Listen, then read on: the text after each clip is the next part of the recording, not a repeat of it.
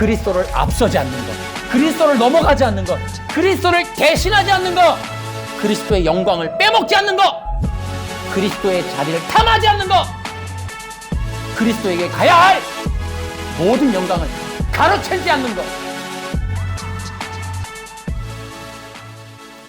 여러분, 지금은 영적인 전쟁이 치열합니다.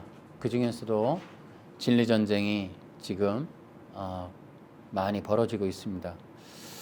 여러분, 이단들의 거짓 증거가 갈수록 심각해지고 있습니다. 그들은 자신들이 거짓이라는 게 드러나면 또 옷을 바꿔 입고 말을 바꾸고 계속해서 변신하면서 또 성경에 있는 이 문자 맞추기를 통해서 자신들의 주장을 견고하게 구축해 가고 있습니다. 그 결과로 많은 사람들이 쇠뇌를 당하고 또 속고 미혹당하고 빠져들어가고 있습니다. 정말 그것을 지켜보면서 정말 마음이 이대로 있었으면 안 되겠다라는 마음도 많이 듭니다. 지금은 앤드류 강의에 대한 설교를 제가 몇 번 하다가 말았는데, 제가 이제 곧 정리되는 대로 다시 한번 앤드류 강의에 대한 설교를 얘기하려 합니다. 그들을, 그 거짓말들, 그 간악한 말들을 그냥 두어서는 안 되겠다라는 생각을 많이 하고 있습니다.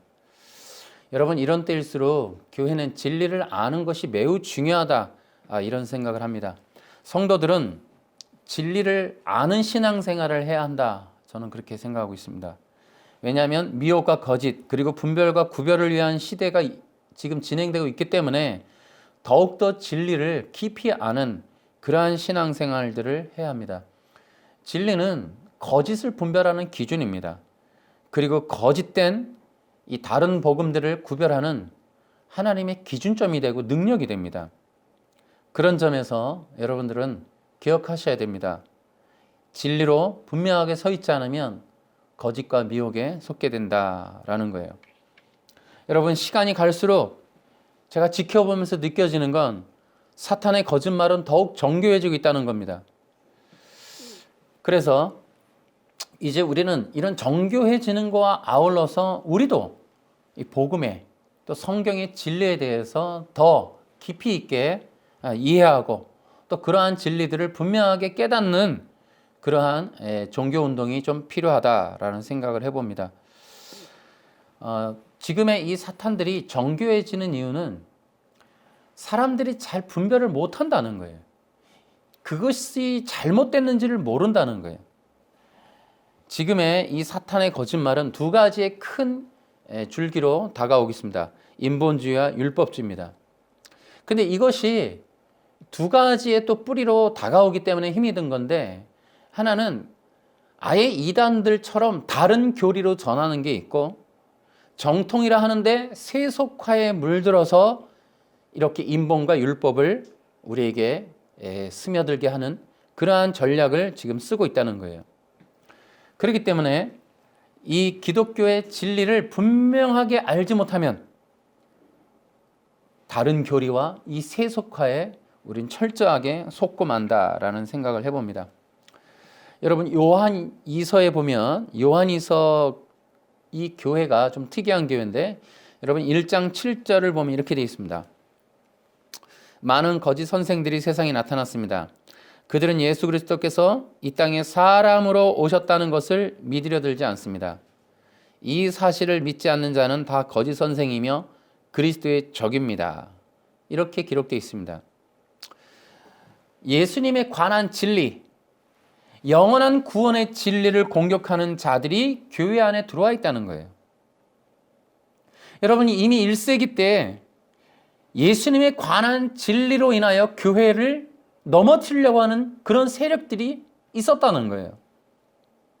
그런데 요한이서를 기록하는 이유가 뭐예요? 그때 1세기 당시 교회를 지키기 위해서, 보호하기 위해서 이 요한이라는 사도가 예수님의 진리를 전함으로 인하여 이 교회를 지키려고 했다는 거예요. 여러분, 이것이 바로 초대교회가 했던 정말 이 중요한 진리 전쟁의 이 내용입니다. 1세기 때도 이미 예수님에 관한 진리를 뒤트는 자들이 있었고, 그것을 가리는 자들이 있었어요. 그래서 교회와 성도를 미혹하는 거예요. 이것이 갈라디아 교회의 내용에서도 나오지만, 그런데 바울과 사도 요한이 무엇을 했느냐? 그 교회 가서 긍정의 힘을 전하는 게 아니라 예수가 그리스도이심을, 예수가 하나님이심을 전하는 진리 사역을 했다는 거예요. 지금도 그러한데 역사적으로도 있었지만은 그때도 이미 그리스도, 그 구약에서부터 기다리던 메시아가 예수님이다. 이 사실을 믿지 않고 이 사실을 덮으려는 자들이 교회 안에 많이 들어와 있다는 거예요. 그들의 논리는 메시아가 육체를 입고 올 수가 없다.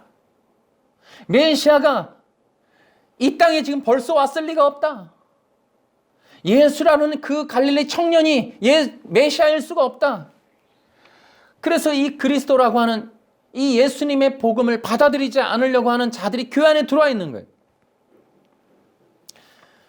그래서 예수님에 대해서 사도들이 노력하는 게 예수님이 신성과 인성을 가지신 바로 그리스도라는 사실, 이것을 떼어내면 안 된다. 예수님은 인간의 몸으로 오셨지만 그는 곧 하나님이시다. 이 진리를 1세기 때 전했어요. 1세기 때. 그래서 여러분 놀라운 건 뭐냐? 초대교회 때부터 있었던 건 그리스도론에 대한 논쟁이었어요. 그리스도의 진리를 가지고 논쟁을 했어요. 또한 그리스도라는 진리로 교회를 세우고 교회를 보호했다는 거예요. 그래서 사도들이 했던 이 전도사역, 복음사역이 뭐냐, 설교사역이 뭐냐, 구약이라고 하는, 우리는 이스라엘 얘기, 율법의 이야기라고만 치부하는 그 구약이라는 성경을 가지고 예수님, 신약에 태어난 예수님이 누구시냐는 걸 증명하는 거예요. 그 예수님이 우리가 믿어야 될 하나님이라는 사실을 증명해내는 거예요. 구약 성경 가지고. 그게 초대교회 사도들의 사역이었다라는 거예요. 그런데 그 사도들의 그러한 진리 사역이 곧 교회를 세우는 근간이 되고 기초가 되고 기둥이 되었다는 거예요. 교회를 무엇으로 세우느냐? 그리스도론, 그리스도 신학, 그리스도이신 예수, 그리스도가 곧 하나님이신, 인간을 입고 오신 생명이시라는 말씀이라는 그리스도론, 그리스도의 진리, 이것으로 교회를 개척하고 교회를 세웠다는 거예요. 교회가 세워져야 될 이유가 그거라는 거예요. 그리스도.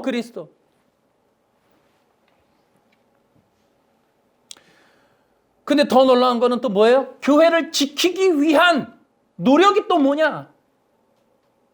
국민적인 어떠한 계몽운동을 하거나 뭐 통합된 목소리를 내야 교회가 산다. 이러한 내용을 우리나라 지금 하고 있는 그런 방식이 아니다. 이 말. 교회를 지키기 위해서 그들이 했던 일은 예수님을 증언하는 거예요. 교회가 택한 방식, 사도들이 택한 그 방식, 그 원리는 그래, 교회를 세우는 일, 살리는 일 한 가지다. 예수님을 전하자. 예수님을 증언하자. 예수님을 변증하자. 그 일을 했다는 거예요. 지금 교회는 그런 일을 하고 있는 거예요. 여러분, 교회를 보호해야 된다. 코로나 때문에 뭐 때문에 교회를 보호하고 교회 뭐 세운다. 이런 걸 하는데 뭐로 할 거냐? 뭐로? 여러분, 교회 위기는 늘 얘기하죠. 교회 위기는 도덕적인 위기가 아니에요. 성경이 나오고 교회사 역사 속에 있었던 교회의 진정한 위기는 진리를 잃어버리고 구원을 잃어버리고 예수님을 잃어버릴 때 위기가 찾아와요. 교회가 기둥채 뿌리채 뽑히고 교회가 사라지고 그러는 일들 보세요. 여러분, 공산주의 국가에서 기독교 교회가 핍박받을 때 윤리적인 문제였습니까? 아니에요. 공산 지배 체제가 안 맞기 때문에. 왜? 교회가 가진 진리가 뒤렸기 때문에 핍박을 받는 거예요.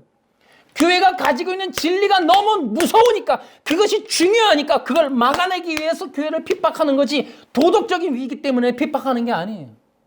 잘못 생각하는 거예요. 세상의 언론들은 지금 목회자와 교회의 비리를 캐내느라고 정신이 없어요. 사람들이 그런 걸 보면서 실망하라고 그러는 거죠. 교회를 떠나라는 거죠. 목사들을 욕하라는 거죠. 여러분, 그러나 그런 것 때문에 교회가 무너지진 않아요. 여러분, 절대로. 교회가 무너지는 이유는 진리를 잃어버렸기 때문에 무너지는 거예요. 예수님을 잃어버렸을 때, 강단에서 예수님을 전하지 않을 때, 그리스도에 대한 이 복음의 진리의 근원을 모를 때 교회는 망하는 거예요. 예수님을 전하지 않는 것 때문에 교회는 망합니다, 여러분. 예수님을 대신하는 것들을 세우거나 예수님을 대신하는 내용을 전하거나 예수님이 아닌 것들을 대체해서 교회를 부흥시키고 사람들을 모으려고 하는 시도들이 있을 때마다 교회는 부패하고 썩어졌어. 그렇기 때문에 교회는 문을 닫았던 거예요. 부흥이 뭡니까? 여러분, 종교 개혁이라는 걸 보십시오. 도덕적으로 훌륭해지니까, 목사님들이 건강하게 사니까, 성도들이 죄를 안 지니까 부흥하는 게 아니에요. 하나님의 말씀에 구원의 진리를 회복하니까 부흥 개혁이 된 거예요. 그리고 부흥이 일어나는 거예요. 그래서 우리는 진리를 지켜야 돼요. 그것이 지금 초대교회 이 서신서들의 내용들이라 이 말이에요. 마찬가지로 성도들이 어떻게 살 수 있어요? 여러분, 성도들이 착하게 산다. 이거 계명교 수없이 많은, 앞서서 내가 많은 영상에서 얘기했지만 기독교를 제외한 모든 종교와 모든 분파들이 하고 있는 인간 중심적인 윤리, 도덕, 계명, 이러한 것들의 운동에 여러분들이 그것을 잘하고 여러분들이 인격적으로 성숙하고 이웃에게 모범이 되는 삶을 하면 교회가 부흥되느냐? 절대로 그렇지 않다는 거예요, 여러분. 성도들에게 있어서 기본적인 세움의 원칙은 예수님이 돼야 돼요. 예수님이 없이는 아무것도 안 되는 거예요. 그래서 여러분 기억하세요. 코로나는 실제로 교회의 위기가 아닙니다, 여러분. 여러분, 많은 사람들이 떠나간다, 예배를 못 드린다, 여러분 11시 예배 못 드린다고 이 기독교가 없어지는 거 아닙니다, 여러분. 기독교가 유지하는 건 예수님의 진리가 있기 때문에 유지되는 거예요. 예수님의 복음이 있기 때문에 살아있는 거예요. 교회가 있어야 될 이유, 세상에게 말할 수 있는 이유가 뭐예요? 여러분, 교회는 왜 있어야 되냐? 교회가 왜 필요하냐? 나라가 왜 교회가 움직일 수 있도록 허용하느냐라고 말할 때 우린 뭐라고 말해요? 복음 때문에 필요한 거예요. 복음이 뭐예요? 죄와 사망 가운데서 영혼을 구원하는 능력이에요. 이것은 교회만이 갖고 있는 거예요. 사탄이 두려워하는 건 교회에 사람이 많이 모이는 거 아니에요. 사람이 구원받는 거예요. 거듭나는 게 두려운 거예요. 그것이 복음입니다. 이것은 다른 어떤 걸로도 할 수가 없어요. 정치, 경제, 문화, 사회, 심지어 종교들까지도 이 거듭나게 하는 구원의 일은 할 수가 없는 거예요. 오직 교회, 그 교회 안에 있는 복음, 이 복음만이 이러한 영혼 구원의 사역을 완성할 수 있다. 감당할 수 있다. 이뤄낼 수 있다는 거예요. 이걸 믿는 게 목사님들인 거예요. 이걸 확신하는 게 성도들인 거예요. 이걸 믿는 게 진짜 기독교인인 거예요. 여러분 생각해 보십시오. 언택트라 그래가지고 코로나 때 비대면 되니까 만나지 못하니까 여러분 사람들이 유튜브로 갔어요. 그래서 어떻게 되냐? 여러분 이때에 오히려 이단들이 극성을 부려요. 이단들이 더 활개를 치고 호황을 누립니다. 왜요? 유튜브 사역은 이단들이 더 잘해요. 훨씬 더 재정적으로 많은 걸 투입하고. 왜냐? 이단들이 가지고 있는 건 평범한 3대지 설교가 아니에요. 그들이 가진 건 여러분 놀랍게도 내가 기독교 방송 유튜브를 보니까 이걸 검열해보면 느끼는 게 이 기독교 방송은 성도를 위로하는데 모두가 혈안이 돼 있어요. 그래서 긍정의 힘을 가져라, 생각을 좋게 하라. 내가 어저께도 내가 이 모니터링 하면서 느끼는 게 정말 그러한 얘기들 하는 거예요. 일산에 있는 어느 한 무슨 교회 목사님 그 계속해서 설교 시간인데 예수님 얘기 한마디 없이 어느 박사가 했다는 7가지 법칙 그런 거 얘기하더라니까. 성경이 아니어도 충분히 설교하시더라니까요. 예수님이 아니어도 성도를 위로하고 있더라니까요. 그러나 이단은 그렇지 않아요. 이단은 철저하게 자기들이 가진 교리적인 탄탄함이 있어요. 그것들을 계시성을 가지고 계시하는 일들을 사람들에게 현혹될 만큼 한단 말이에요. 사람들이 속기 딱 좋다고요. 엄청납니다. 그래서 진짜 위기는 기독교가 이런 때에 진리를 다 다시 회복할 때 위기를 극복할 수 있다. 진리를 가질 때 우리야말로 진정한 이 진리를 가질 수 있지 않느냐는 거예요. 저도 마음만 같으면 이 설교 영상뿐 아니라 다양한 방식의 영상 사역을 하고 싶어요. 정말 이 방송국 같은 시스템만 있으면 정말 많은 영상들을 쏟아내고 싶은 마음이 있어요. 믿음이 무엇인지, 복음이 무엇인지, 예수님이 누군지, 그리스도라는 것은 어떤 뜻인지를 이것을 정말 수도 없이 영상화하고 시각화하고 연극화하고 영화화하고 이런 프로그램 안에서 대담 프로도 만들고 연예인도 등장시키고 많은 것들을 정말 진리를 위해서 쓰고 싶은 마음이 있어요. 여러분, 이단들이 왜 문제가 되느냐? 중요한 것은 예수님의 복음을 가로막는다는 거예요. 영혼이 구원받는 길을 가로막는 자들이 이단인 거예요. 이단이 그들이 세력이 커져서가 문제가 아니에요. 예수님의 진리를 가른단 말이에요. 방해한단 말이에요. 예수님을 제대로 믿지 못하도록, 여기서 요한일서가 말하는 것처럼 예수님이 하나님이시며 인간이시다, 완전한 인간, 완전한 하나님이시다라는 이 사실을 가린단 말이에요. 여러분, 안식교가 가지고 있지 못한 진리, 이 앤드류 강이 가지고 있는 최대치의 문제는 예수님이라는 분이 인간에 불과해요. 그들은 모본이라고 해요. 그의 영상을 찍겠습니다만 모본이에요. 예수님이 하나님이 아니에요. 믿음의 대상이 아니라고요. 그들은 따라가야 될 훌륭한 선생에 불과해요. 이것이 이단이란 말이에요. 이게 이단. 여러분, 그렇게 될 때 그리스도와의 영적 연합이 방해되면서 우리는 절대로 구원 얻는 것에 성공할 수가 없게 돼요. 예수님의 진리를 방해받으면. 그래서 교회는 어떻게 되느냐? 예수님에 관한 진리를 계속해서 잘 전해야 한다. 교회의 기초를 예수님의 복음으로 두어야 된다라는 거예요. 근데 교회는 어떤 문제가 있느냐? 두 번째로, 여러분, 교회는 진리 사역을 감당할 만한 힘이 없어요. 그 진리로 인하여 교회가 이단들과 진리 전쟁을 해야겠다, 변증해야겠다라는 그런 마음도 없지만 그럴 힘이 없어요. 현재 가지고 있지 않아요. 또 하나는 문제는 뭐냐면 교회는 진리에 관심이 없어요. 일단. 또한 그들은 이 교회는 진리를 가지고 있지 못하다고 하는 이런 한계성이 있어요. 근데 더 큰 문제는 뭐냐? 교회가 성경을 가지고 있는데 성경에서 이것을 활용하여 진리를 전하는 데 쓰지 않고 이것을 남용하고 오용하고 악용하고 있다는 거예요. 그래서 첫 번째, 교회는 어떤 더 큰 문제가 있느냐?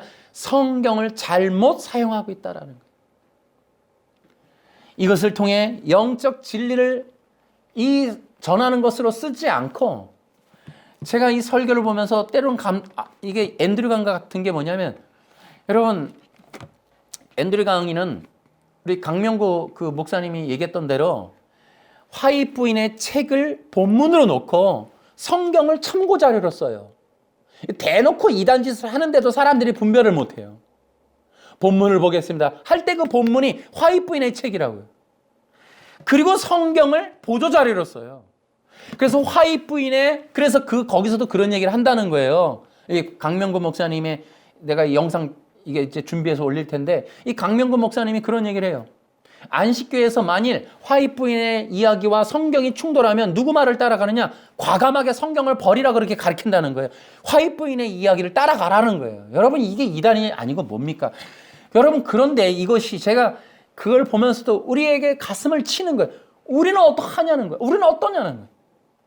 성경에 있는 얘기만으로 여러분 그렇게 전하지 않는 경우가 많아요. 박사들 얘기, 어떤 학자가 얘기, 어떤 사람의 얘기가 7가지 했다, 4가지 했다, 4가지 했다, 이런 것들을 활용하면서 성경 본문 하나 놓고 그런 자들의 얘기로 설명을 다 끝내버려요. 그리고 성경을 보조자료로 써서 그 박사의 이야기가 맞는다는 사실을 성경에 있다라고 해서 성경을 보조자료로 쓰고 있다고요. 지금 성도들이 분별할 수 있는 능력이 있겠나? 여러분, 그게 그거지 않느냐? 여러분, 절대 그렇지 않아요. 여러분, 교회가 진리 전쟁을 할 의도가 없어요. 지금 할 만한 능력도 없지만은, 여러분, 진리를 가지고 있지 않아요. 지금도 설교를 위해서 아마 수많은 책들이나 다양한 이런 정보를 찾을 거예요, 아마. 그리고 그 정보를 통하여 구성된 내용들을 사람들에게 위로나 어떤 방법론을 전하면서 그 근거 자료를 성경이라는 것으로 인해서 그 내용이 맞음을 증명해내려고 성경을 보조자료를 쓰고 있을 거라고요. 이런 것들이 되게 문제입니다. 또 하나, 여러분, 많은 사람들이 교회가 무슨 더 큰 문제가 있느냐, 성경만으로는 부족하다고 생각하는 거예요. 앞서서 얘기한 것처럼 성경만으로는 부족하다. 이 성경을 전하는 것만으로는 사람들의 관심을 끌 수 없다. 성경 얘기하는 것만으로는 사람들이 듣기를 좋아하지 않는다. 여러분, 성경만으로는 설교하기가 부족하다고 생각해요. 성경만으로는 성도를 모아놓고 성도들의 관심이나 성도들을 교육하기에 부족하다고 생각하는 경우가 너무 많이 있다는 거예요. 또 하나는 교회가 어떤 큰 문제가 더 있느냐, 성경을 가리키는 것 외에, 말씀이라고 하는 것이 성경을 되게 잘 가리키는 것 외에 다른 능력이 있어야 교회를 유지할 수 있다는 이런 착각을 하고 있다는 거예요. 말씀을 전하는 이 말씀의 능력을 믿지 못해요. 말씀의 능력을 체험하지를 못했어요. 말씀이라는 것 자체가 중요하다는 인식을 하지 않아요. 목회자에게는 그 외에 다른 능력이 필요하다고 생각을 해요. 또한 다른 능력을 또 필요로 하는 것은 아닐까? 이 다른 능력을 보여달라고 교회가 또 요구하는 건 아닐까? 이 기독교가 가지고 있는 문제가 정말 심각하구나 생각을 해요. 그래서 여러분, 우리는 이제 이런 것들에서 진실을 알아야 돼요. 교회가 이제 이후로 마지막 시대에는 진리 사역을 해야 돼요. 그래야 교회가 교회다워지고 교회는 더욱더 건강하고 강력하게 세워지고 유지될 수 있다. 안 그러면 교회는 공멸할 수 있다. 이대로 없어질 수도 있다. 기독교는 없어질 수도 있다라는 생각을 여러분 하셔야 돼요. 그래서 교회를 세우는 일은, 세 번째로 교회를 세우는 일과 진리 사역은 어떻게 진행되는가? 여러분, 교회는 첫 번째는 이것이 무엇이 왜 중요하냐? 진리를 전해야 교회가 강건해지기 때문이에요. 진리를 세우면 교회는 강건해지고 더 강력한 능력을 갖게 된다. 진리가 교회의 능력이 되게 해야 된다. 왜냐? 또 이 진리가 교회를 강건케 한다는 것은 뭐냐면, 보세요. 교회가 강건해진다는 건 돈이 많아지거나 건물 이런 게 아니에요. 교회가 강건해진다는 건 뭐냐면, 어떤 위기가 와도, 코로나가 100번이 와도 그 교회 교인들이 흩어지지 않는 거예요. 그러면 그 왜 그러느냐? 그 교인들이 진리로 무장되어 있기 때문에, 신앙이 성숙해 있으니까, 성장이 있기 때문에 이 위기가 와도 다른 종교로, 다른 교파로 교회에 실망했네, 교회를 떠나거나 교회 안 나오거나 신앙이 약해지는 일들이 없어진다 이 말이에요. 왜? 진리로 강건하게 세워져 있으니까. 그렇기 때문에 여러분 기억하셔야 돼요. 성도들이 신앙에 성장하는 데 있어서 결정적인 요인은 진리를 아는 거예요. 할렐루야. 로마서에서도 나오죠. 진리를 아는 자, 그들이 자유케 된다. 여러분, 진리로 강건해지면 여러분 신앙의 성도들의 신앙도 덩달아서 성장한다. 여러분, 히브리서 5장 11절 12절에 보면은 도의 초보에 대해서 얘기를 해요. 어떤 예수님에 대한 진리를 구약에서 증명하고 싶은데 성도들이 이해를 못한다는 거예요. 야, 지금 니들 수준에, 야, 너희들이 이 정도인데 멜기세덱 이해할 것 같아? 예수님이 누군지에 대해서, 예수님이 이 멜기세덱의 반차라는 것에 대한 이해를 하겠니? 그래서 도의 초보라서 안 된다 이런 얘기를 해요. 그러니까 예수님이 어떤 분인지를 잘 모르는 것이 도의 초보인 거예요. 신앙의 초보인 거예요. 예수님을 깊이 아는 만큼이 신앙에 성장하는 거예요. 그러니까 여러분, 사도들이 하는 일이 뭐예요? 예수님을 전하는 거예요. 교회를 강건케 하고 성도들의 신앙을 성장시켜주는 요인은 예수님을 전하는 거예요. 그러니까 교회가 강건해지려면 성도 하나하나가, 구성원들이 예수님을 깊이 아는 자들이 되면 되는 거예요. 그게 교회가 강건해지는 거예요. 어떤 위기가 와도 돈이 많거나 여러분 어떤 식으로 단돌이 한다고 줌으로 해갖고 누가 나 안 나오나 누가 나가나 그거 확인한다고 되는 게 아니고 여러분 예수님으로 충만케 되어지면 성도들 개개인이 신앙이 강건해진다. 그것을 뭐라 한다? 교회가 강건해졌다. 이렇게 표현하는 거예요. 여러분 그래서 신앙 성장의 결정적인 요인은 뭐다? 예수님을 깊이 아는 것이다. 여러분 우리가 역으로 생각해 보면 예수님을 모르고도 신앙생활하는 사람들이 꽤나 많아요. 예수님을 알지 못하는데도 직분받는 자들이 꽤 많습니다. 우리 한번 돌이켜 보자니까요. 여러분 이런 지금 이 시대에 우리 지금 교회 지금 헤쳐모여 하는 시대인데 여러분 이제 헤쳐모여가 되고 있죠. 여러분 정말 현장 예배에 등록된 성도가 아니라 지금은요. 지금 모두가 다 흩어져 버렸어요. 헤쳐모여가 돼요. 어디로 가느냐 이거예요. 어디로 그들이 눈과 마음을 어디로 돌리느냐. 유튜브에서 어디로 가느냐. 그러니까 지금 우리는 생각하셔야 돼요. 예수님을 모르는 기독교인들이 너무 많았다.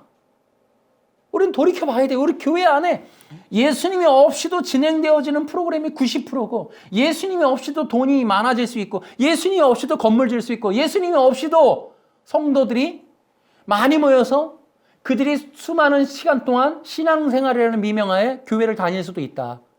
그러나 그들에게는 예수님이 없다라는 것. 이 문제가 여러분 우리가 어느 누가 과연 자신 있었어요? 이 문제 앞에. 그래서 여러분 기억하셔야 돼요. 예수님이 없는 신앙을 갖고 있으면 지금 빨리 돌이켜야 된다. 시간이 없어요. 나는 예수님을 깊이 아느냐? 예수님을 깊이 알기 때문에 나는 어떤 위기가 와도 예수님을 떠나지 않을 만한 견고한 믿음 위에 서 있다. 이건 몇 명이나 그럴 수 있느냐는 거예요. 우리 그걸 돌아보자는 거예요. 그래서 여러분 우리는 이제부터 신앙생활을 어떻게 해야 된다? 진리를 더 깊이 아는 신앙생활로 가야 된다. 제가 그런 얘기를 하는 거예요. 여러분 적어도 이제는 교회를 다니는 이유를 되물어 보라는 거예요. 내가 아침에 교회 가는 이유, 내가 신앙생활에는 교회 등록하는 이유, 내가 이런 욕을 먹으면서도 교회 나가는 이유, 그러면서도 11조를 하고 헌금을 하는 이유 알아야 될 거 아니야. 알아야 될 거 아니야. 내가 그 시간이면 그 교회 가야 되고 정말 예배는 드려야 하는 이유, 그걸 알고 갖고 확신하고 있느냐는 거예요. 그렇다면 여러분 돌이켜서 이렇게 하셔야 돼요. 이제 이렇게 진리를 아는 것 외에 다른 것들은 다 버리라는 거예요. 교회와 신앙생활에서. 여러분 교회가 정말 어려운 게 내부적인 개혁인데 우리가 외형적으로 너무 커놓으니까 이제 이 버리기가 너무 힘들 수는 있어요. 그러나 과감하게 여러분 예수님이 아는 걸 버려야 된다. 여러분 그것들을 우리는 기억하셔야 된다. 여러분 교회는 어떤 것이어야 되느냐?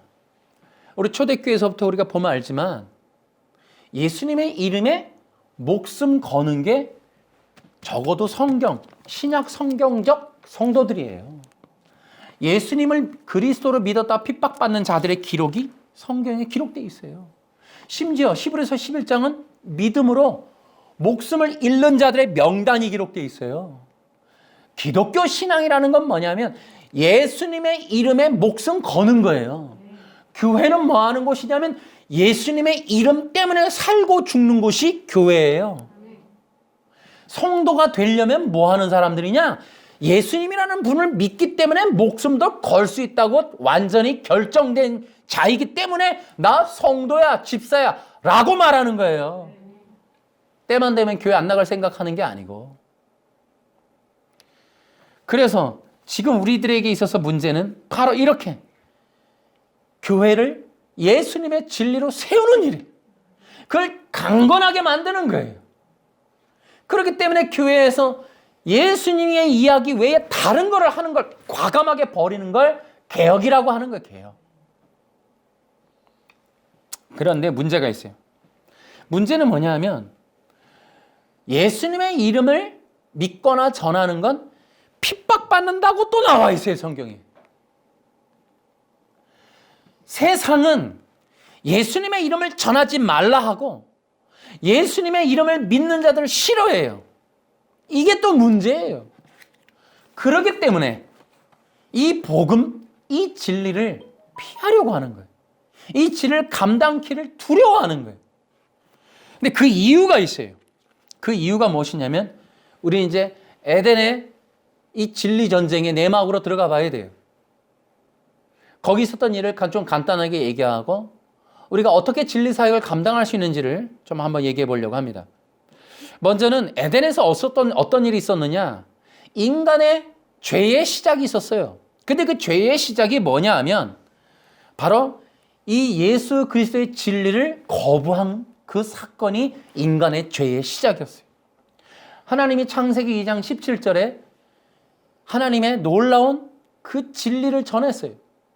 그 진리는 요 다음 우리가 시리즈 때 한 번 더 하겠습니다. 그 진리의 내막은 바로 천국 영생 그리스도였어요. 이게 창세기 2장 17절의 진리였어요. 그 진리를 전함으로 바로 이 최초로 만들어진 인간들을 그리스도와의 영적 연합으로 이끄시려고 했던 계획이 하나님의 구원 계획인데 이것을 거부하는 거예요. 인간이. 그리스도를 거부하는 거예요. 두 가지 이유 때문에. 첫째는 인간의 욕심 때문이고 두 번째는 사탄의 유혹 때문이에요. 근데 사탄의 유혹이 뭐냐? 이 거짓 선지자로 등장했던 뱀이 이 인간에게 주어진 하나님의 말씀을 왜곡을 해요. 그래서 앞서도 늘 얘기했듯이 요거 책으로 지금 준비 중에 있습니다만은 무엇이냐? 바로 이 사탄이 하나님의 말씀, 그 진리에서 그리스도를 싹 빼버려요. 그리고 나서 인간의 욕망을 위한 성취의 비법, 영지주의, 신지학회가 나오는 바로 그 발판을 만들어버려요. 아마도 거기서부터 비롯됐겠지만 그래서 그 후손들이 가인의 후손이 만들어낸 이 신지학회, 영지주의 이런 것들이 거기서부터 나와요. 인간이 놀라운 사실은 피조물이며 흙으로 만든 인간이 신이 될 수 있는 방법이 그 안에 있다라고 하는 이 비법을 전해준단 말이에요. 그래서 그러한 방법을 가지고 사탄이 인간을 속였는데 인간이 바로 인간의 욕심에 의하여 욕심에 끌려서 그 거짓말을 덜컥하고 먹어버려요. 그래서 인간에게 있어서 달콤하게 무엇이 통용되느냐?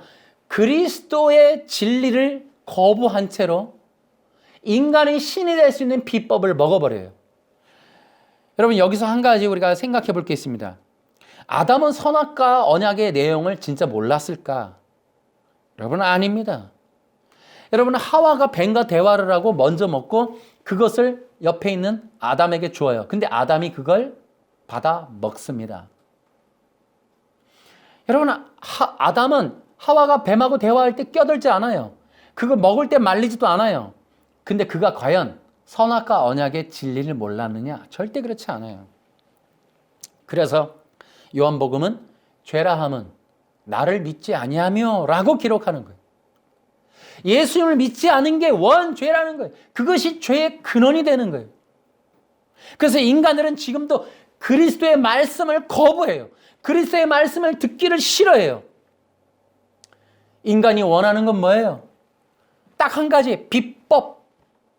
그걸 설교라는 것으로 하라는 거예요. 그걸 요구하는 거예요. 설교가 뭐냐? 결국은 두 가지예요. 인간의 변화될 수 있는 비법, 인간의 욕망이 실현되는 방법. 이것을 원하는 거예요. 그러니까 인간이 피조물인데 자기를 근원을 넘어서는 한계를 넘어서는 상상도 할 수 없는 존재적 변화. 인간이 신이 될 수 있다는 비법. 그 비법이 선악과에 있다.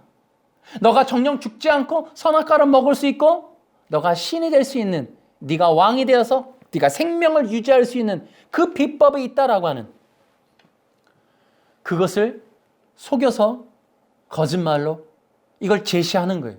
그리고 인간의 욕망이 성취될 수 있는 비법, 인간의 욕망이 실현되는 방법, 이런 것들을 소개한 것이 사탄의 거짓말이었어요. 여러분, 거짓 선지자들, 오늘날의 거짓 선지자들이 하고 있는 거짓말의 내막은 두 가지예요. 여러분, 인간이 계속해서 어떤 변화를 할 수 있다고 이 달콤한 혀를 놀리는 그들은 거짓 선지자예요. 여러분, 끝없이 설교를 통하여 인간의 욕망의 실현이라는 내용들을 퍼붓는 거 거짓 선지자예요. 그건 뱀의 후손인 거예요. 절대 그렇지 않아요. 여러분, 기억하셔야 돼요. 이걸 기억하셔야 돼요. 그래야 속지 않게 돼요. 마태복음 24장에도 거짓 선지자, 결국에는 적그리스도가 나타나서 인간의 욕망의 실현을 준다는, 거짓된 환상을 준다는 거예요. 끝없이. 여러분, 정치 이제 선거를 앞뒀어요. 여러분, 이 정부가 힘을 가지고 할 수 있는 일은 사람들의 표심을 얻는 방법을 알고 있어요. 뭐예요? 돈을 풀면 돼요. 인간의 욕망을 실현해 주는 게 꽁꽁 묶었다가, 코로나 때 꽁꽁 묶었다가 선거 앞두고 쫙 풀어요. 그리고 호의를 베풀어요. 틀을 바꿔내요.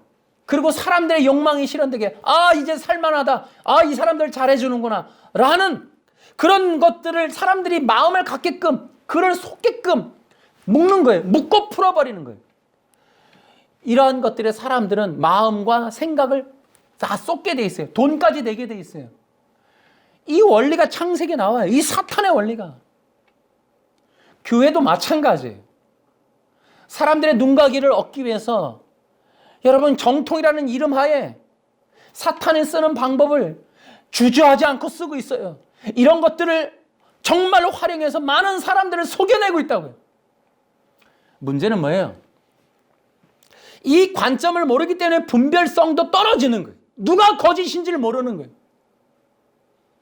근데 보십시오. 여러분, 에덴에서 어떤 일이 있었어요? 아담에게 창세기 2장 17절을 주었어요. 최초의 인간이 죄가 없었어요. 하나님의 형상과 모양이. 그런데 하나님이 실패했어요. 하나님의 진리, 사역이 실패로 돌아가 버렸어요. 그 복음이 거부당했어요. 이것이 인간의 죄성이에요. 인간은 기본적으로 그리스도의 복음을 싫어해요. 예수님을 믿으라는 소리를 싫어해요. 여러분, 교회에서 거부당하는 목회하기 뭐예요? 설교하기 뭐예요? 죄를 말하지 말아라. 부정적인 얘기하지 말아라.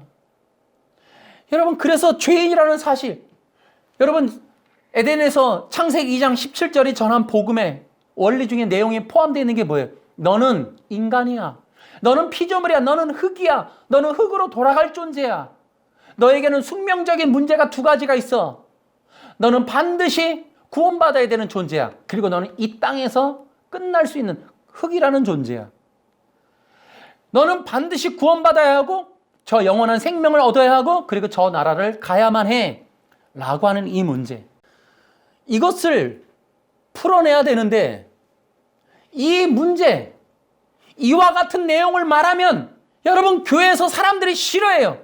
천국과 지옥 얘기 싫어해요. 예수님을 믿으라는 얘기, 너는 죄인이라는 얘기, 너는 결코 구원받을 수 없어. 넌 스스로 아무것도 할 수 없어. 너는 죽을 수밖에 없어. 넌 영원히 멸망할 거야. 넌 만약에 예수님이 아니라면 너는 끝장나. 넌 영생을 얻을 수 없어. 하나님의 나라를 기업으로 받을 수 없어. 이 절대 진리를 사람들이 듣기 싫어해요. 에덴이 그것을 보여줘요.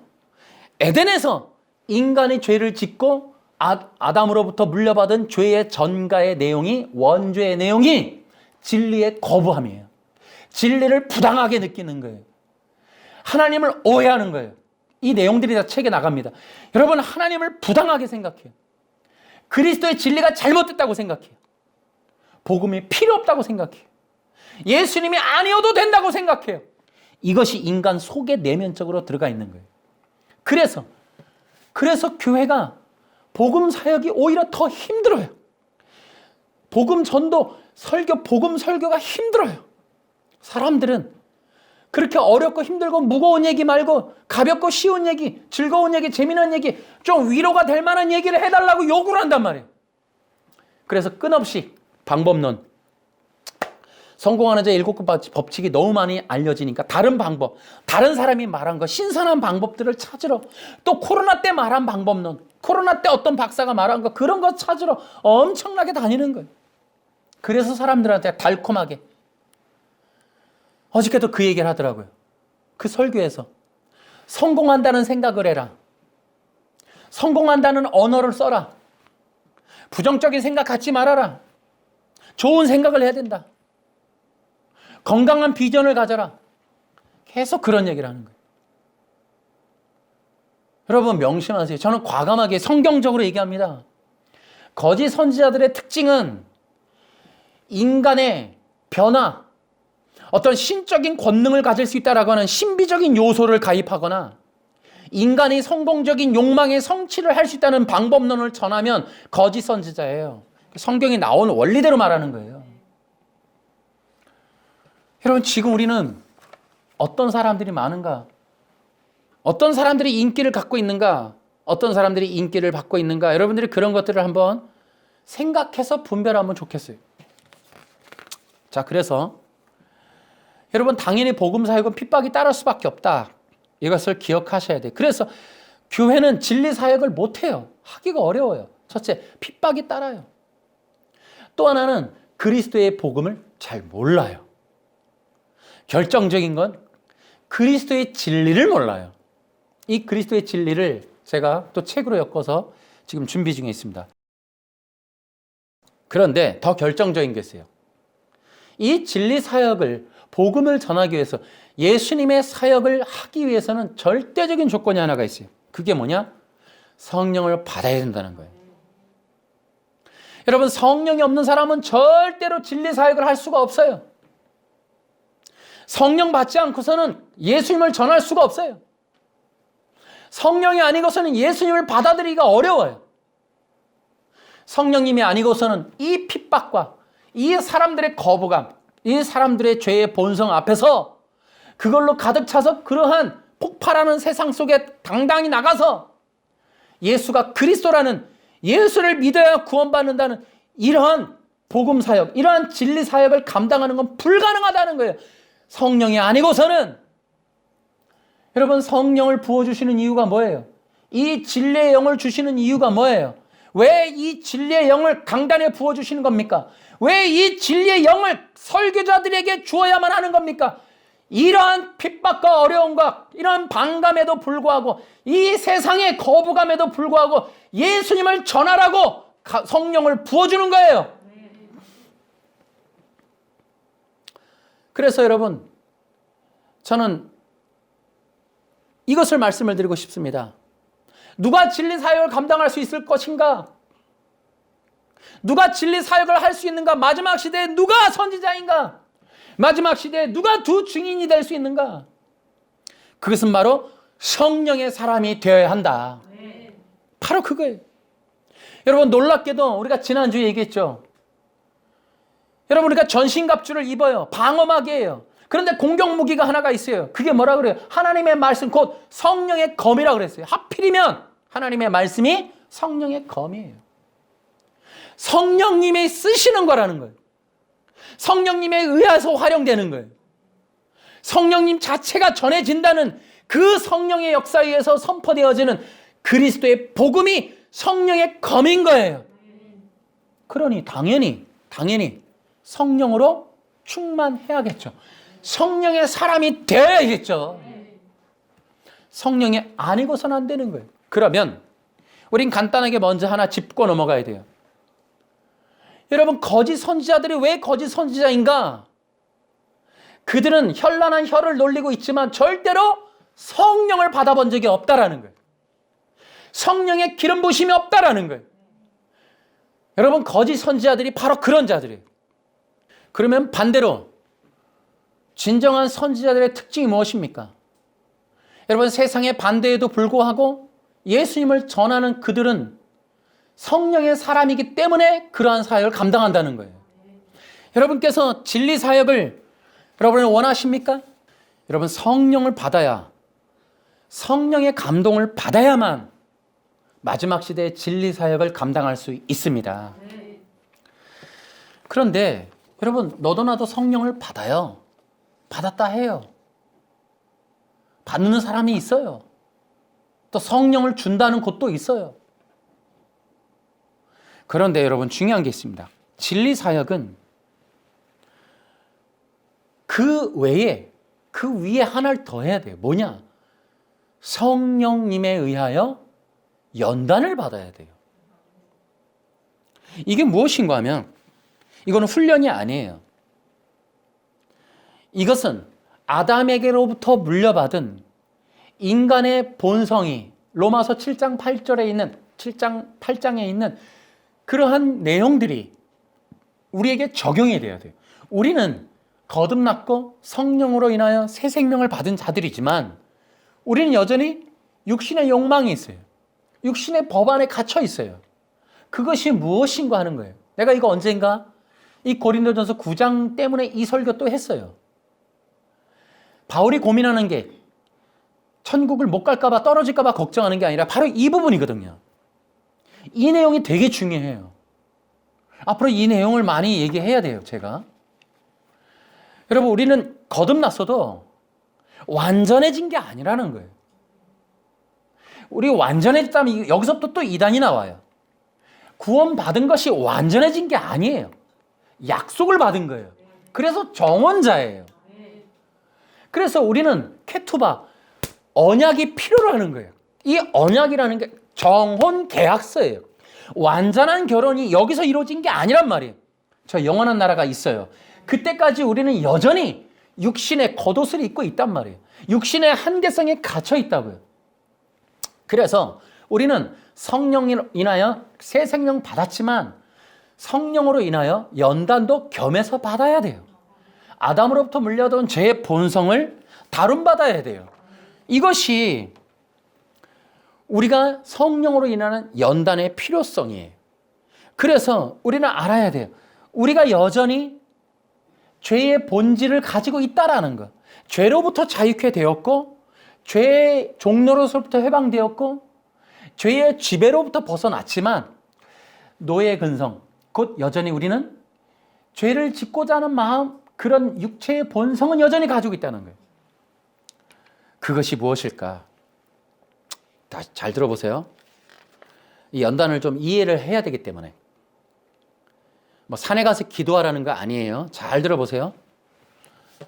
여러분, 아담이 아까 앞에서 말씀드렸듯이 아담이 저지른 죄가 뭐냐? 예수님을 거절한 거예요. 그런데 예수님을 왜 거절했느냐? 왜 그리스도를 거부했느냐? 아까 얘기했죠. 사탄의 두 가지 거짓말 때문이라고. 너도 신이 될 수 있어. 너도 그리스도가 될 수 있어. 너도 왕이 될 수 있어. 너도 경배를 받는 존재가 될 수 있어. 라는 허무맹랑한 거짓말이었어요. 흙으로 된 존재가 신이 된다는 거예요. 근데 여러분 보세요. 그 신이 우리가 말하는 영원한 무궁한 존재가 된다는 개념이 아니에요. 그것은 그리스도가 된다는 의미예요.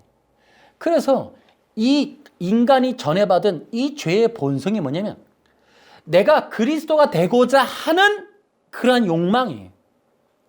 왜? 그리스도가 되었을 때 내 마음대로, 내 생각대로, 내 뜻대로, 내가 원하는 대로 내 마음껏 살 수가 있게 된다라는 그런 허무맹랑한 거짓말 때문에 그리스도를 선택을 한단 말이에요.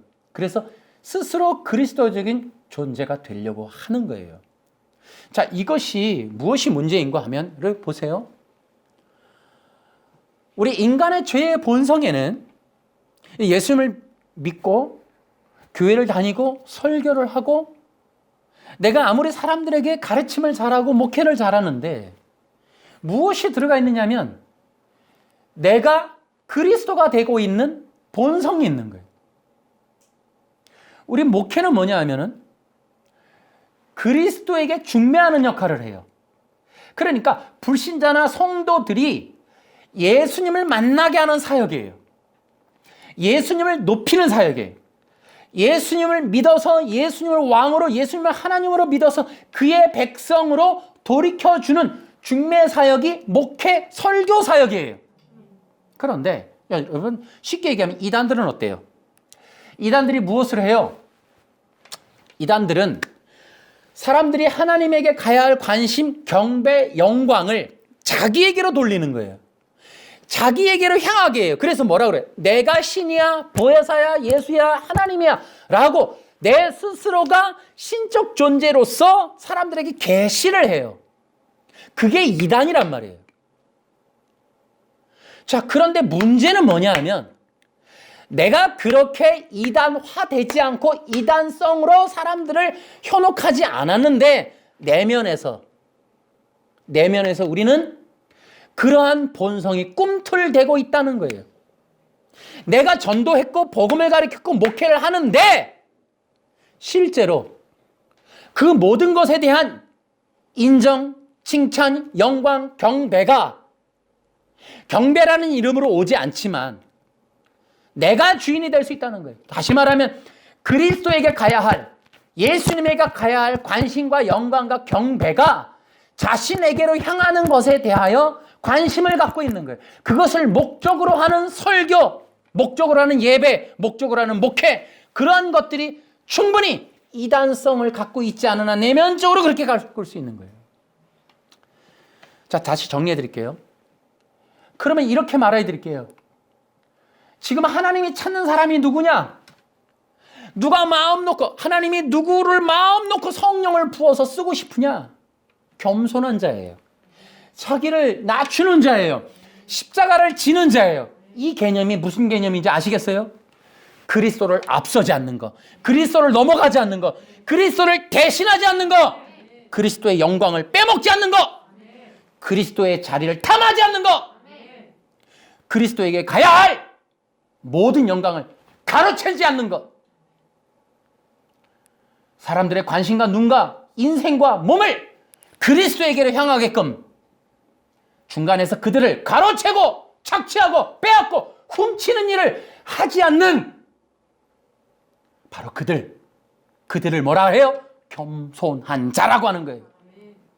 그들을 십자가를 진 자라고 하는 거예요. 하나님이 마지막 시대에 진리 사역을 맡길 자를 누구를 찾겠습니까, 여러분? 성령을 부어서 그 놀라운 하나님 당신의 마음, 당신의 계획, 당신의 뜻을 전하게끔 세우고 싶은 자가 누구겠어요? 여러분, 과거에도 이단들이 많았어요. 우리나라에 문선명, 박태선 비롯해서 많아요. 여러분, 그들이 성경을 많이 알아요. 여러분, 많은 것들을 받았어요. 태어날 때부터 받았는지 모르겠습니다만은. 그런데 그들이 한 게 뭐예요? 수많은 사람을 모아서 자기가 신이라고 얘기를 했다고요. 심지어 문선명은 하나님이라고 얘기해요. 하나님이라고. 여러분, 오늘날 누가 정말 성령을 받을 수 있을까요? 여러분, 하나님이 성경을 가르쳐 준다면 누구에게 열어줄 수 있을까요? 마음 놓고 안심하고. 그래서 이것을 연단받아야 돼요. 죄의 본성을 다룬받아야 된다고. 누가 그리스도를 온전하게 전할까? 누가 그리스도의 영광을 손대지 않고 훼손하지 않고 그 영광을 고스란히 주 예수님이 받으실 수 있도록 누가 과연 그러한 사역을 감당할 수 있느냐는 거예요. 성령을 받았다고 말은 해요. 성령 사역해요. 능력도 많대요. 사람도 살린대요. 결과가 뭐냐는 거예요. 결과가. 사람이 남는 거 아니네. 이름만 남는 거 아니네. 누구 목사님 남는 거 아니네. 누가 능력이 있는 사람으로 대형 교회로 어마어마한 큰 교회로 남는 거 아니냐 이거예요. 그런 결과가 우리 기독교 안에 예수님의 이름으로 예수님의 영광으로 나타나서 우리까지 효력을 좀 영향력 조금이나마 맛볼 수 있는 은혜가 있었냐는 거예요. 결과물로. 그래서 대한민국의 기독교가 그러한 사람들에 의해서 예수님을 알게 되었느냐고요.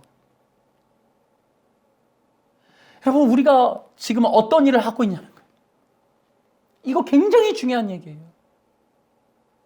성령으로 연단받는다는 게 뭔지가 여러분 이해가 돼야 돼요. 산에 가서 오늘도 내가 방언을 받고 예언을 받는 게 아니에요. 그거 받으면 뭐 할 건데요? 또 그리스도 영광 가로챌 거잖아요. 여러분, 인간의 원죄는 뭐냐면 끝없이 신이 되고 싶어하고 욕망의 성취, 잘 먹고 잘 살고 잘 갖고 많은 걸 가지고 많은 걸 누리고 싶어하는 이 두 가지의 숙명에 갇혀 있다니까요. 이것 때문에 하나님도 버렸다니까요. 여러분 성령을 받고 성경을 읽고 목회를 하고 교회를 개척하고 청빙을 받고 하는 일이 결과적으로 이 두 가지의 시련이 끝없이 내면에서 영광으로처럼 끓어오르고 있다면 소용없다고요. 그게 그리스도의 영광을 가로채는 일이라고. 그것이 하나님의 명예를 훼손되게 하는 거라고요. 지금 우리에게 있어서 성령이 바로 그것 때문에 있는 거예요.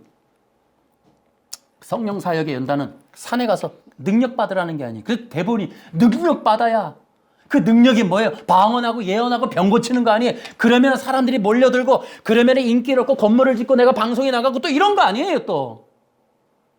여러분 다시 한번 말씀을 드리면, 여러분 우리는 복음, 말씀 외에 다른 능력이 필요하다고 하는 착각의 망상에 빠져 있어요.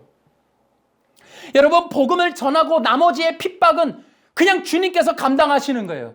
여러분 그것이 우리의 전부예요. 복음을 전하고 말씀을 듣는 자들에게 그 복음이 전하기 위해서 기적적으로 일어나는 성령의 역사는 내 몫이 아니에요. 내 능력이 아니라고요. 여러분 능력은 주님께 있습니다. 능력은 예수님께 있는 거야. 우리 능력이 아니에요. 산에 가서 능력 받는 거 거짓말이에요. 우리 능력 받는 거 아니에요. 우리에게 능력 있는 거 아니에요. 예수님의 이름에 능력이 있는 거예요. 어린아이라도 예수님의 이름으로 간구하고 부탁하고 도와달라고 간구하면 주님이 이루어 주십니다. 그러면 그 아이가 능력 받으니 아니라는 거예요. 예수님의 이름에 능력이 있는 거예요. 이것도 다름받아야 돼요. 능력의 주권이 어디에 있느냐라는 거예요. 여러분 우리 많은 기독교인들이 능력의 종을 찾아요. 이 망상을 어떻게 하면 깰까요? 어떻게 깨질 수 있을까요? 왜 예수님을 찾는 일이 없고 능력 있는 종을 찾을까요? 예언하는 목사님들을 찾아갈까요? 예수님을 찾지 않고. 우리나라의 성령 사역이 왜 이렇게 많이 쓰레기통에 처박힐 만큼 사람들에게 외면받았을까요? 그 결과물이 사람이 아니었냐는 거예요.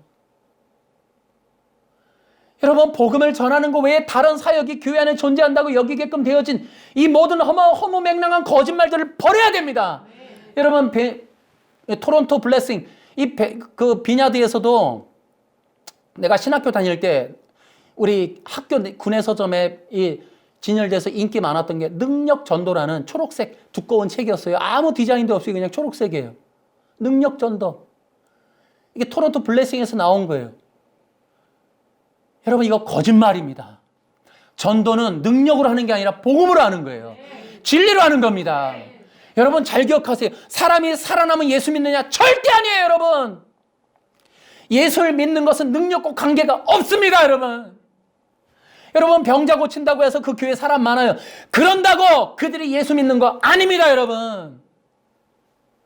병 고치는 것과 예수 믿는 건 별개의 문제예요. 인간의 본성에는 여러분 그리스도를 믿지 않는 거라니까요. 병 고치는 건 인간의 욕망이고, 여러분 이것이 두 가지가 충돌이 나는데 연관이 될 거라고 생각하세요? 그 거짓말이에요. 사탄의 거짓말이에요. 여러분 믿는 것은, 예수 믿는 것은 여러분 능력과 아무 관계가 없어요. 우리는 복음 전도만이, 성경에 나오죠. 복음 전도만이 유일한 영혼 구원의 방법입니다. 미련한 방법이에요. 복음을 전하는 미련한 방법으로 쓰는 거예요. 그래서 죽어가는 거예요. 여러분 그런 능력이 있었다면 능력 보여주고 모세처럼 강가르고 해서 여러분 핍박 안 받죠? 그러면 히브리서 11장 안 기록돼요. 그렇게 되면. 근데 여러분 사도 바울도 얼마나 많은 고난을 받아요. 여러분 그런데 고린도후서에서 보니까 진리를 붙잡고 간다 그래요. 자, 고린도후서 6장에 보면 우리는 모든 일에 하나님의 일꾼답게 행동했습니다. 우리는 매번 환난과 역경과 어려움을 견뎌냈습니다. 또 매를 맞고 옥에 갇히고 폭도들에게 당하기도 하고 고된 일에 시달리며 잠도 못 자고 굶주렸습니다. 그리고 우리는 정결함과 지식과 인내와 친절함을 나타내었으며 성령의 감화와 거짓 없는 사랑과 진리의 말씀과 하나님의 능력으로 모든 일을 행하였습니다. 아멘. 우리는 의를 무기 삼아 양손에 지니고 다녔습니다. 의를 무기 삼아. 여러분 내 능력이 아니고 하나님의 능력으로, 진리의 말씀과 하나님의 능력으로 일을 행했다고 그랬습니다. 할렐루야. 여러분 이것이 사도들의 사역이었어요. 지금 이 시대에 성령의 연단을 받는 자가 필요로 하는데, 그런데 문제는 뭐냐면 성령에 붙잡히는 자들이 없다는 거예요. 그래서 또 하나는 성령에 붙들리는 자가 없지만 또한 시간이 없다는 거예요. 이제는 마지막 시대에 두 증인의 사역을 감당하기에 연단할 시간이 없다는 거예요. 여러분, 성령에 붙잡히지 않은 설교자들의 문제가 무엇입니까? 자신의 명예를 위해서, 사람들의 인정을 받기 위해서, 사람들의 추앙을 받기 위해서 설교거리를 성경으로부터, 그래서 성경을 지식적으로 접하는 거예요. 그 설교할 거리를 찾기 위해서 성경을 본다는 거예요. 이런 자들은 대부분 성령의 인도함 받지 못하는 거짓 선지자들일 가능성이 많습니다. 그들의 설교는 단지 연설에 불과한 거예요. 사람들을 선동하는 정도에 불과한 거예요. 그 목적이나 결과에서 예수님이 영광받지 못하거나 예수님이 주인이 되지 못하고 예수님이 신이 되지 못하고 많은 사람들에 의해서 예수님의 영광의 예배가 드려지지 않는다면 그 교회는 거짓 선지자들의 교회가 될 것이에요. 그래서 성령의 불로 연단받는 과정을 통하여 우리는 자기 자신이 빠져나가는 그러한 설교자들을 만들어내야 된다라는 거예요. 저도 아직까지는 부족하지만 저도 이 진리를 주님께서 가르쳐 주시면서 많은 연단의 시간들을 지금도 보내고 있습니다. 여러분, 저희 설교 영상의 댓글에 가끔씩 반응해 주시는 목사님들이 너무 감사한데 오직 복음 설교라는 말이 우리에게 유일한 힘이 되고 있어요. 여러분, 우리 교회도 목회 자체가 일반 교회랑 완전히 틀리다는 것을 남들은 모르겠지만 우리는 일반적으로 좀 달라요. 우리에게 있어서는 저도 2인자 늘 얘기해요. 우리 교회 담임 목사님은 우리 예수님이시다. 우리에게 경배의 대상은 예수님이다. 나도 하나의 어린 양으로서 예수님을 경배할 뿐이다. 나의 목자 되신 예수님을 필요로 한다. 여러분, 우리는 모두가 다 예수님의 영광을 바라봐야 돼요. 우리의 설교, 이 시간이 지나도 우리의 모든 삶에, 그래서 여러분 늘 얘기하는 거예요. 우리 교회 저는 담대히 여러분 문제 생기면 예수님을 찾으라는 거예요. 목회자인 나를 찾지 말고 혹시 상담거리가 있으면 내가 우리 성도들 중에 지금 상담하는 분들한테 나 연결한다. 나는 오직 복음을 전하는 것 외에는 다른 사역 못한다. 할 줄 아는 것도 없다. 우리의 주인은 예수님이다. 여러분들의 주인이고 여러분들의 경배의 대상은 예수님인 거예요. 그 다음에 뭐예요? 서로 사랑하면 돼요. 서로 위해주고. 그래서 여러분, 우리 영상 나가요. 우리 책도 나갈 거예요. 그러나 그 모든 것은 오직 예수 중심이에요. 예수님을 어떻게 하면 믿게 할 수 있을까? 어떻게 하면 예수님이 그리스도라는 사실을 알 수 있을까? 그것들을 위해서 지금의 이 설교 사역을 하고 있는 겁니다. 그래서 여러분, 제가 다음 시간에도 또 똑같이 이제 성령의 사역에 의한 이 말씀 사역을 좀 더 말씀을 드리고 제가 예고를 해드리고 오늘은 이 결론으로 말씀을 마치도록 하려고 합니다. 여러분, 진리 사역은 마지막 시대의 귀한 사역이에요. 유일한 사역이에요. 이것은 진리 사역은 위대한 사역입니다. 또 이 사역은 두 증인의 사역이고 이것은 진리 사역은 전쟁이 있을 당시에 마치 선봉대가 나가듯이 진리 사역은 선두 사역이에요. 진리 사역은 영적 전쟁의 선두에 서는 거예요. 그래서 진리 사역은 길을 만드는 사역이에요. 이 사탄의 진을 허물어서 그 진이 길이 되게끔 만드는 게 복음 사역이란 말이에요. 복음으로 뚫고 나가야 그 다음에 길이 생기는 거예요. 그래서 이 진리 사역은 매우 강력해야만 하는, 또 강력한, 또 성령의 사람들이 해야만 하는 사역이기도 한 거예요. 어쩌면 여러분, 많은 사람들이 지금 뭐 이렇게 성령 사역이라고 지금 다양하게는 할 수 있지만 여러분, 무엇보다도 강력한 성령 사역의 핵심은 진리 사역이에요. 이것은 정말 성령님에게 붙들리지 않으면 불가능한 거예요. 또한 이 진리 사역은 오직 예수님의 영광만을 드러내는 사역이다. 그런데 놀라운 게 있어요. 그럼 진리 사역에 쓰임받는 종들이 뭐냐? 어떤 은혜가 있을까? 이것은 하나밖에 없어요. 주님과 함께 왕노릇하는 거예요. 이것을 바라보는 거예요. 이 땅에서는 순교예요. 나머지가 없어요. 이 땅에서 받을 영광의 분량이 없어요. 오직 예수님만 남고 산화하는 거예요.